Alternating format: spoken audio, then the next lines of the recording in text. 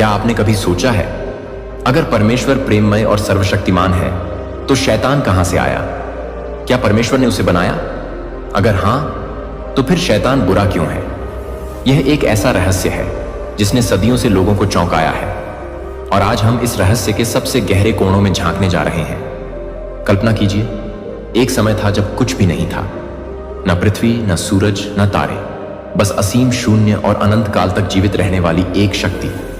परमेश्वर ने इस ब्रह्मांड को रचने से पहले एक और दुनिया बनाई थी, एक अदृश्य संसार, एक दिव्य संसार। यह वह संसार था जिसे हम स्वर्ग कहते हैं। स्वर्ग में कोई दर्द नहीं था, कोई अंधकार नहीं, कोई अन्याय नहीं।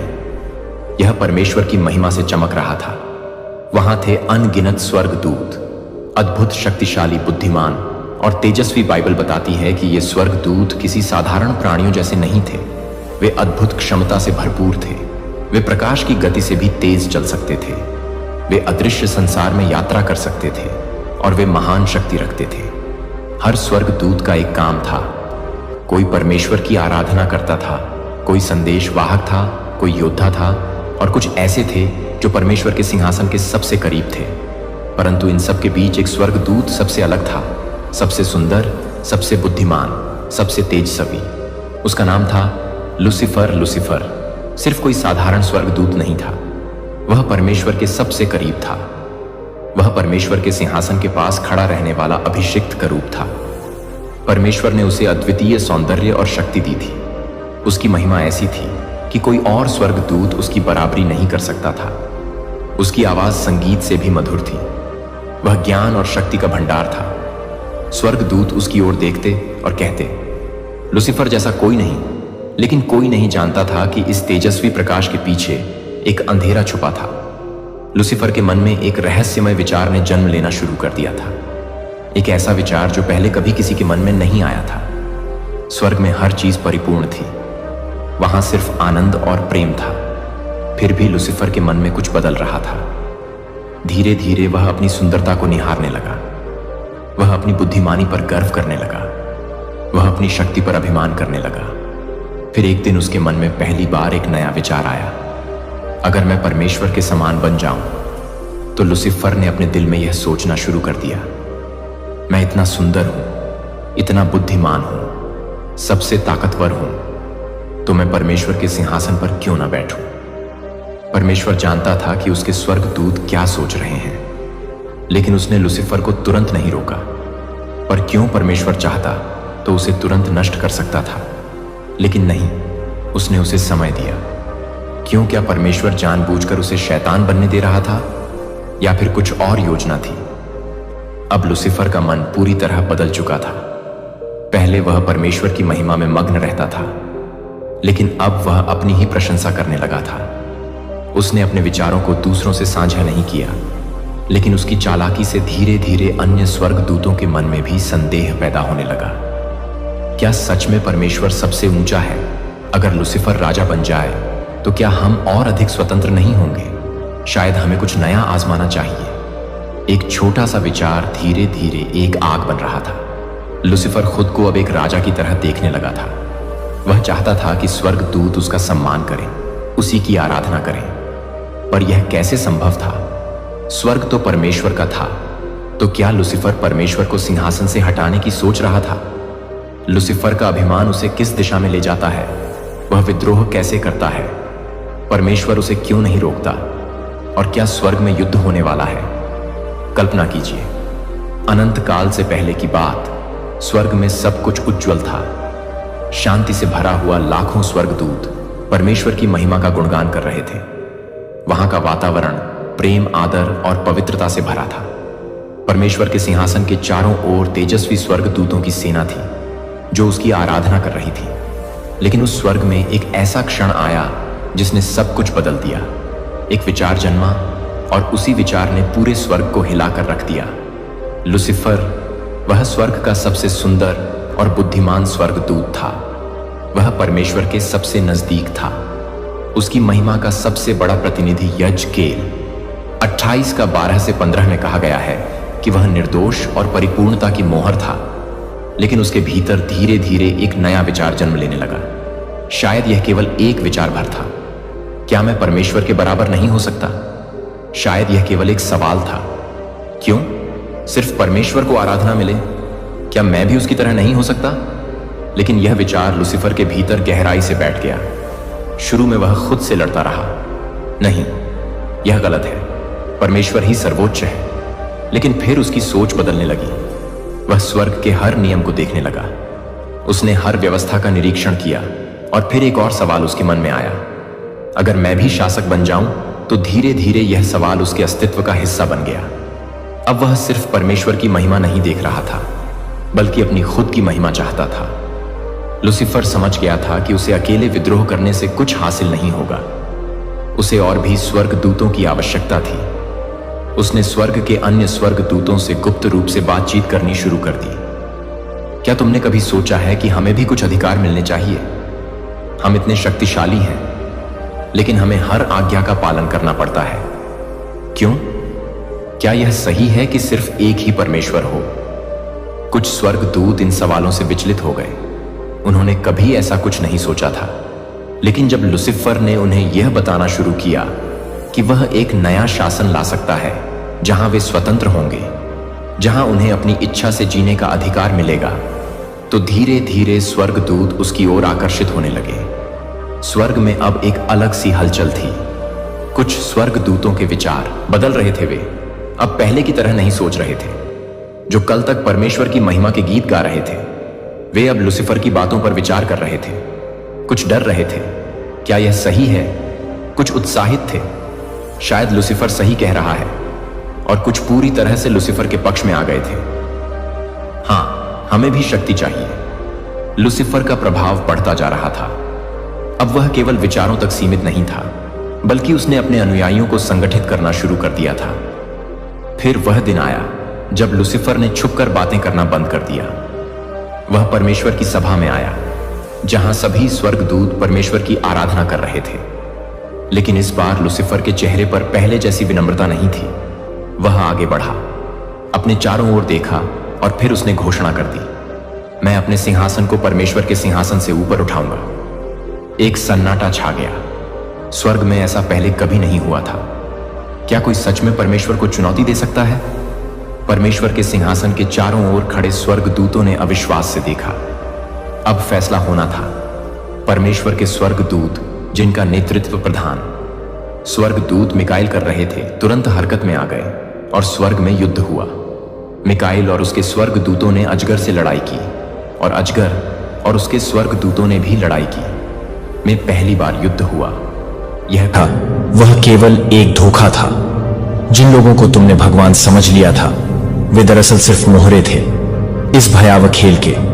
अब वह पर्दे उठने वाले हैं जो तुम्हारे आसपास थे, जिन्होंने तुमसे तुम्हारे विश्वास, तुम्हारी भावनाओं और तुम्हारी मेहनत का खेल खेला। अब उनके असली चेहरे सामने आने को हैं, और तुम देखोगे कि उन्होंने तुम्हारे साथ क्या खेल खेले।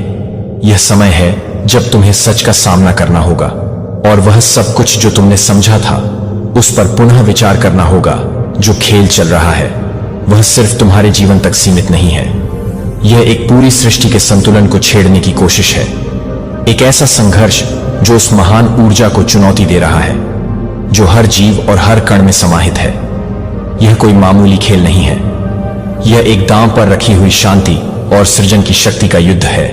जो कुछ भी तुम महसूस कर रहे हो वह महज एक संकेत है कि कुछ बहुत बड़ी शक्ति अब तुम्हारे आसपास सक्रिय हो चुकी है। यह तुमसे जुड़ी हुई है, लेकिन यह केवल तुम्हारे व्यक्तिगत अनुभव से कहीं बढ़कर है। यह ब्रह्मांड के हर कोने में गूंज रहा है। एक चेतावनी, एक संकेत और एक अवसर। सत्य की शक्ति अब जाग चुकी है, और वह धीरे धीरे सभी झूठों और छिपी हुई बातों को उजागर कर रही है। तुम भी उस शक्ति का हिस्सा हो, क्योंकि तुम्हारे भीतर भी वही दिव्य अंश है जो इस पूरे ब्रह्मांड को संचालित करता है।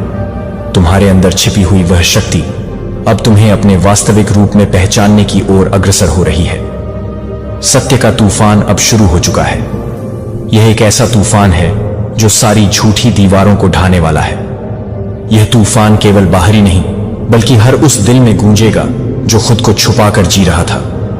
अब समय आ चुका है जब पाखंड और भ्रम की सारी परतें उधर जाएंगी।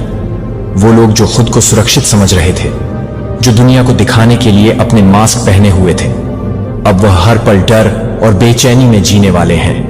रातों की शांति उनकी अब बीती बात हो चुकी है, क्योंकि जिस सच्चाई से उन्होंने मुंह मोड़ा था वह अब खुद उनके सामने खड़ी है, और उसे छिपाना अब किसी के बस की बात नहीं।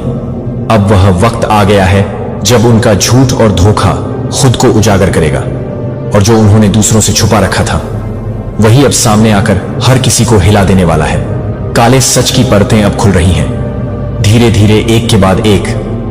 तुमने जिन बातों को कभी अनदेखा किया था, जिन घटनाओं को तुमने दिल से नकारा किया था, अब वे सच सामने आने वाली हैं। हर उस अंधेरे कोने में जहां तुमने अपने सवालों को दबा रखा था, वहां से एक एक रहस्य निकलकर बाहर आ रहे हैं। तुम्हारे मन में जो भी संदेह थे वह अब धीरे धीरे स्पष्ट होते जाएंगे। यह रहस्य, यह काले सच तुम्हें पूरी तरह से झकझोर कर रख देंगे।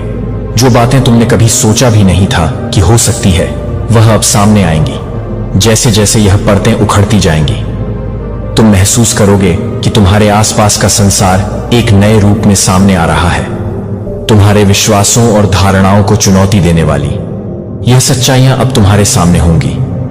वो चीजें जिन्हें तुमने कभी नजरअंदाज किया, आज वे तुम्हारे जीवन के सबसे बड़े सवाल बन जाएंगी। तुम्हारा दिल डर और उलझन से भरा होगा, लेकिन साथ ही एक अजीब सी राहत भी मिलेगी, क्योंकि सच कभी भी दबा नहीं रह सकता।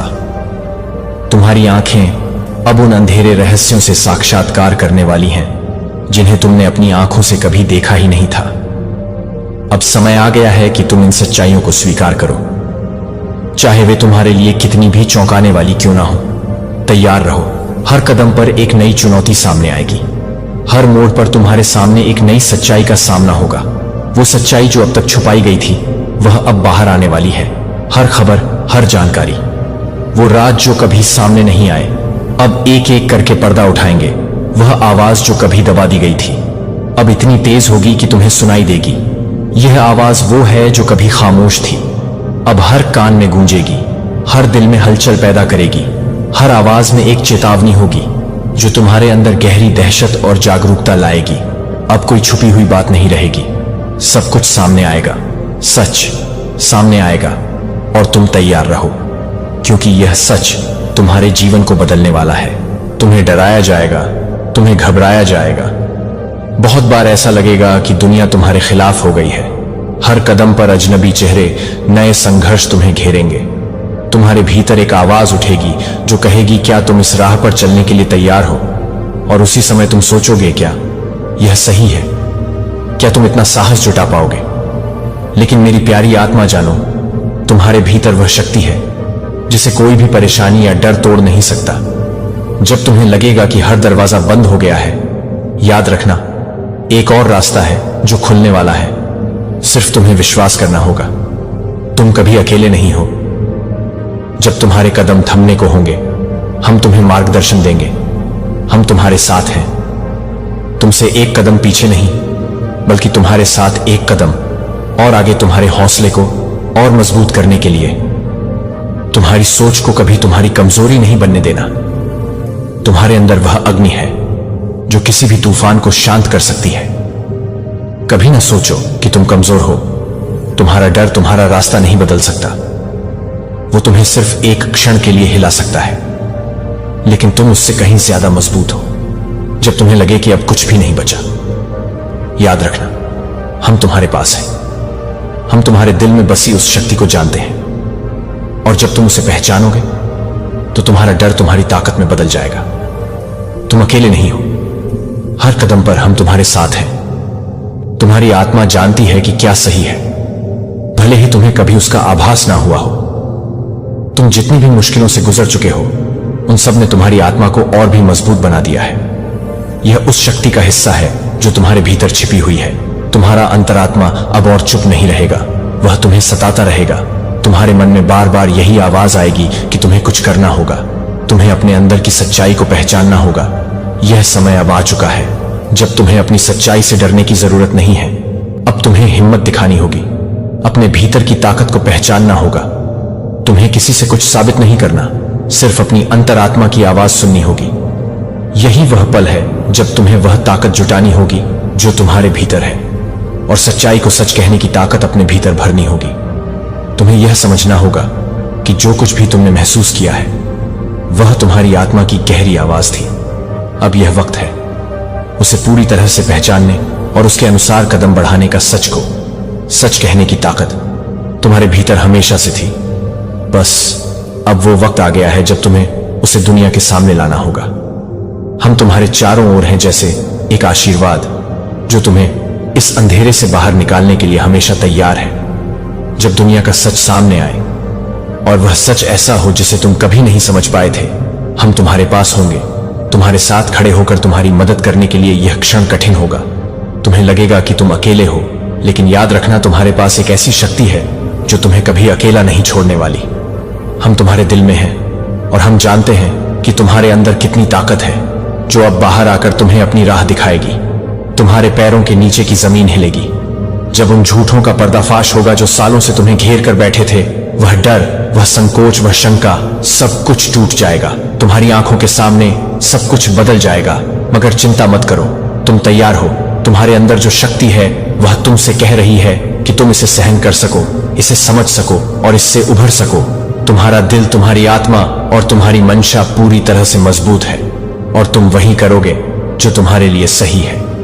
इस मुश्किल समय में हम तुम्हारे साथ खड़े हैं, तुम्हें हर कदम पर मार्गदर्शन देने के लिए। तुम्हारे अंदर जो शांति और साहस है वही तुम्हारा सहारा बनेगा। जब सच्चाई सामने आएगी हम तुम्हारी रक्षा करेंगे, तुम्हें कभी गिरने नहीं देंगे। तुम्हारी ताकत को पहचानो, क्योंकि तुम्हारे अंदर वही शक्ति। आपके करियर में उछाल, आपकी ग्रो, आपकी ग्लो, आपकी पर्सनैलिटी कुछ लोगों को बर्दाश्त नहीं हो रही थी, और वह लोगों को आपके जीवन में घुसने का, रहने का इतना शौक था कि उन्होंने आपसे मुंह पर भी नहीं बिगाड़ी कि भाई हम तुम्हारे दुश्मन हैं और यह सब चीजें तुम पर करेंगे।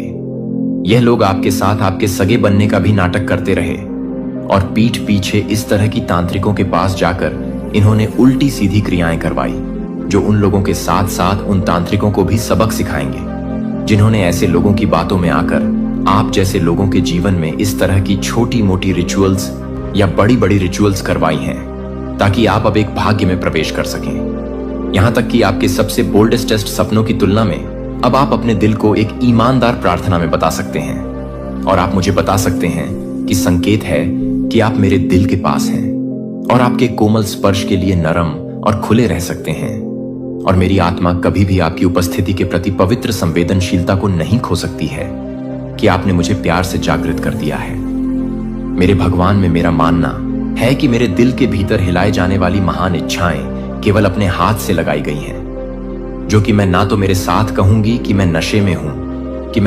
हूं, कि आप मुझे बता सकते हैं कि आप मुंह, आंसू और अनदेखी लड़ाइयां जो केवल आप जानते हैं, कि मैं पूछता हूं कि आप रोने की इन नदियों का उपयोग करेंगे जो अपने भीतर बंजर स्थानों को ठीक करने के लिए, अपनी उपस्थिति के लिए एक रास्ता साफ करने के लिए रोएंगे, और अपनी थके हुए आत्मा को नवीनीकृत करने के लिए, अपने प्रकाश के लिए, मुझे पूरी तरह से चक्कर लगाने के लिए, मुझे हर दावत देने के लिए मुझे मदद कर रहे हैं।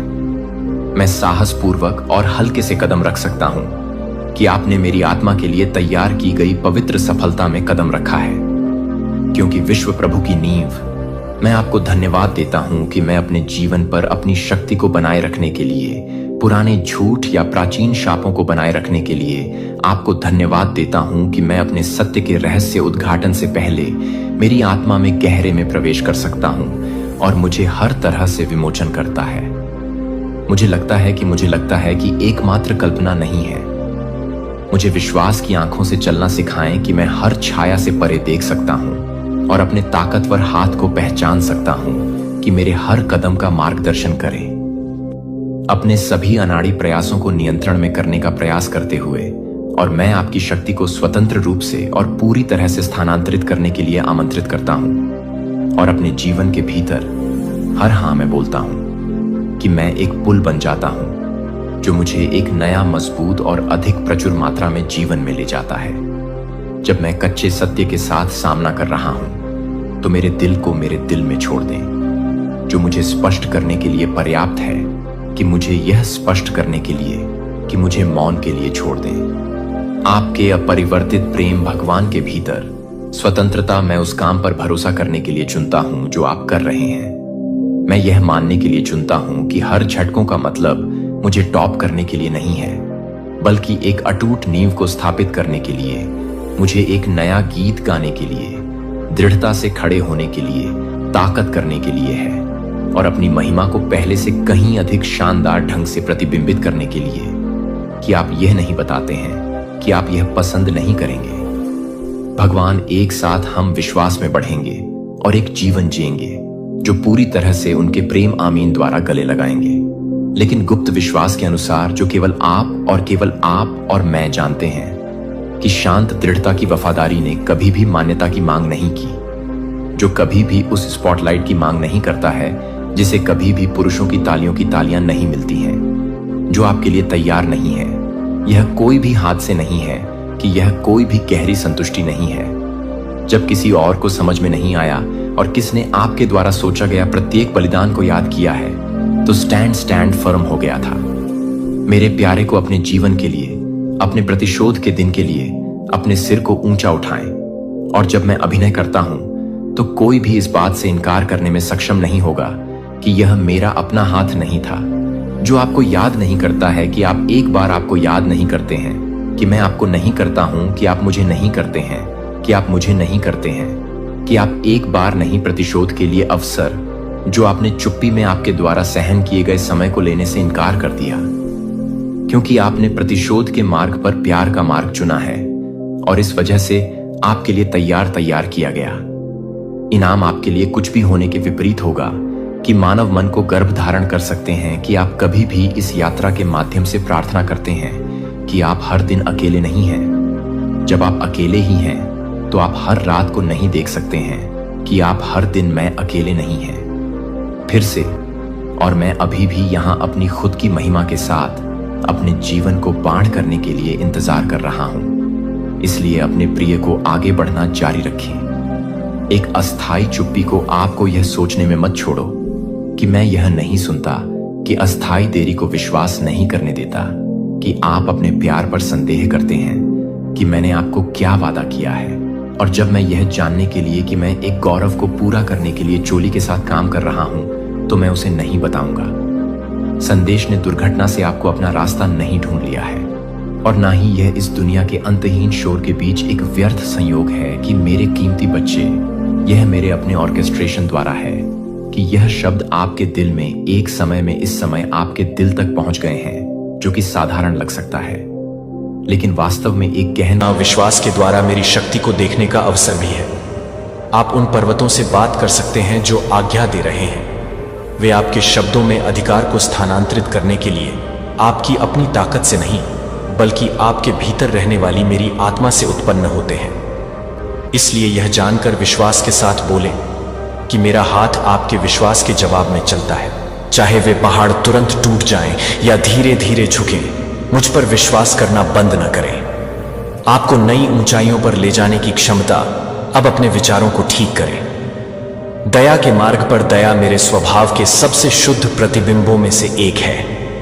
कभी कभी आपको उन लोगों पर दया दिखाने के लिए बुलाया जाता है जिन्होंने आपके साथ या खुद पर ठोकर खाई है। जब आप ठोकर खा चुके हों तो दया अप्राकृतिक लग सकती है, क्योंकि दुनिया अक्सर प्रतिशोध को बढ़ावा देती है।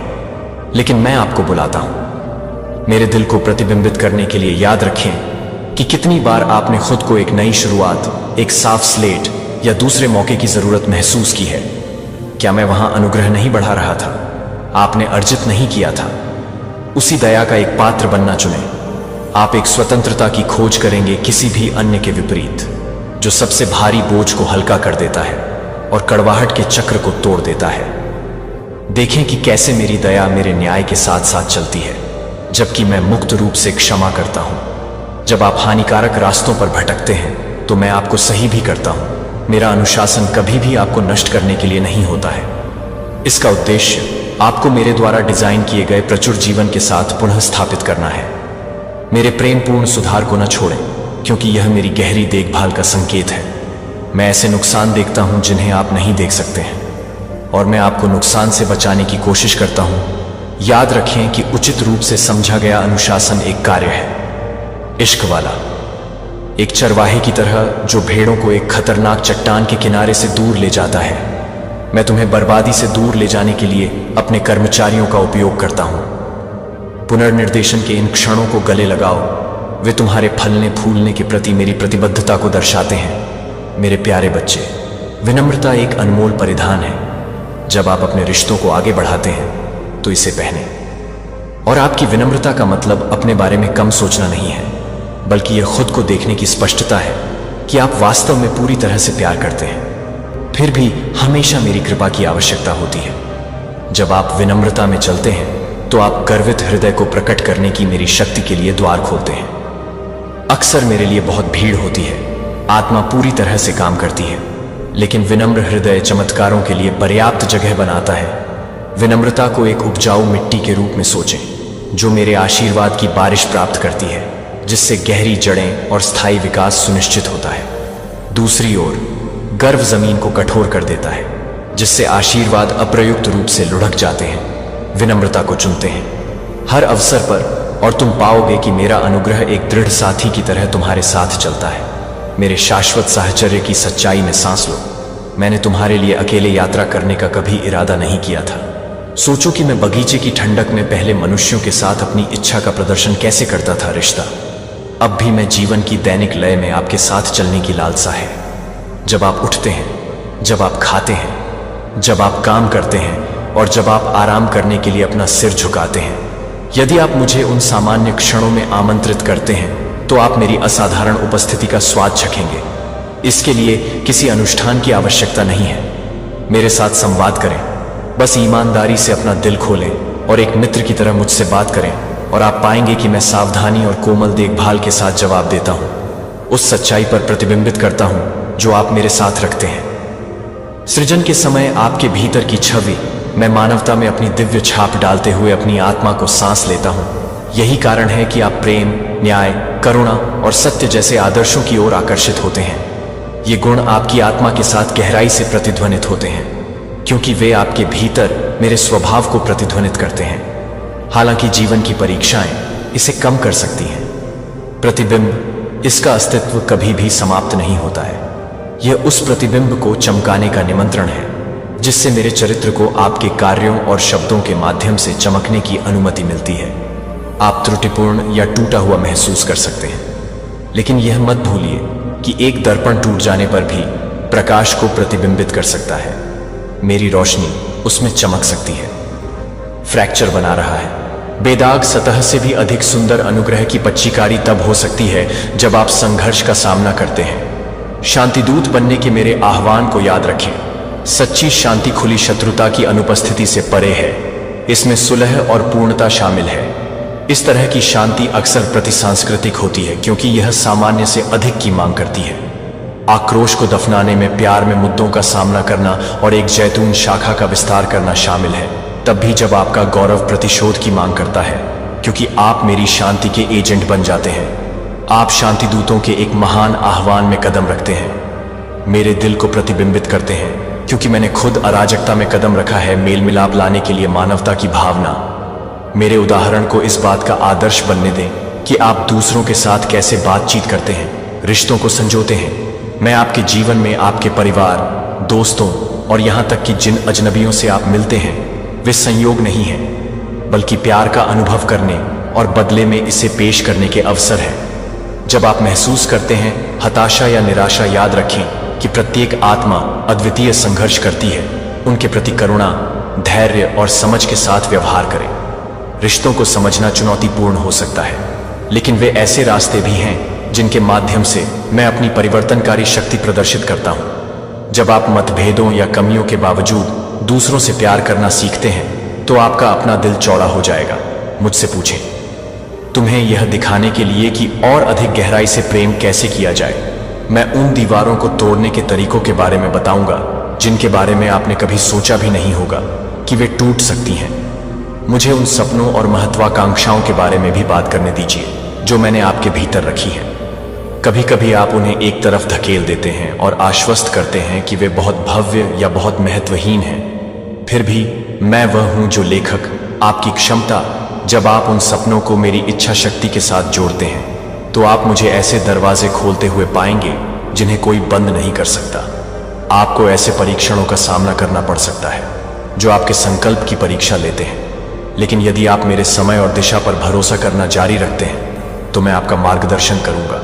जुनून को खारिज न करें या रचनात्मकता की चिंगारी जो आपके अंदर हलचल मचाती है आत्मा, वे वही उपकरण हो सकते हैं जिनका उपयोग मैं आपके माध्यम से अपनी महिमा प्रदर्शित करने के लिए करता हूं। अपनी नजरें मुझ पर रखें और इन सपनों को मेरी महानता के जीवित प्रमाण बनने दें। रुकें और अपने जीवन में आशीर्वाद स्वीकार करें। कृतज्ञता पूजा का एक गहरा कार्य है। यह आपका ध्यान केंद्रित करती है। आपके पास क्या कमी है से लेकर आपके पास क्या है तक कृतज्ञ हृदय की शक्ति को कम मत आंकिए। जब आप कृतज्ञता का अभ्यास करते हैं तो आप मेरे प्रावधान के प्रति अधिक जागरूक हो जाते हैं, और जब आप कठिनाइयों का सामना करते हैं तब भी निराशा के प्रति कम संवेदनशील होते हैं। आशीर्वाद की जेबें पहचाने जाने की प्रतीक्षा में रहती हैं। प्रत्येक अभिव्यक्ति की कृतज्ञता। किंडल आप में आशा की तरह एक एक अंधेरे कमरे में छोटी सी लौ। समय के साथ वह लौ बढ़ती जाती है, तुम्हारी परिस्थितियों के हर कोने को रोशन करती हुई। तुम देखना शुरू कर दोगे कि तुम मेरी अच्छाई के संकेतों से घिरे हुए हो, मेरी वफादारी के प्रतीक जो किसी भी क्षण भंगुर परेशानी से अधिक जोर से बोलते हैं। यह भी ध्यान दें कि मैंने तुम्हें एक दिया है। आवाज चाहे शब्दों के माध्यम से व्यक्त की गई हो, कलात्मक प्रतिभा या दयालुता के कार्यों के माध्यम से, यह आवाज प्रकाश लाने और मेरे कार्यों की गवाही देने का एक माध्यम है। आप निर्माण करना या तोड़ना चुन सकते हैं। दयालु और सच्चाई से बोलना आपको मेरे स्वभाव के साथ जोड़ता है। मैं आपको ऐसा करने के लिए नहीं बुलाता हूं। सच्चाई पर पानी फेर दो, लेकिन विचारों में टकराव से भरी दुनिया में इसे नम्रता और सम्मान के साथ वितरित करने के लिए आपके शब्द उपचारकारी बाम हो सकते हैं। मेरे अनुग्रह के संदेश को उन लोगों के साथ साझा करें जिन्होंने कभी इसका सामना नहीं किया है, और विनम्रता के साथ ऐसा करें। याद रखें कि आप केवल एक दूत नहीं हैं, आप एक जीवित उदाहरण हैं।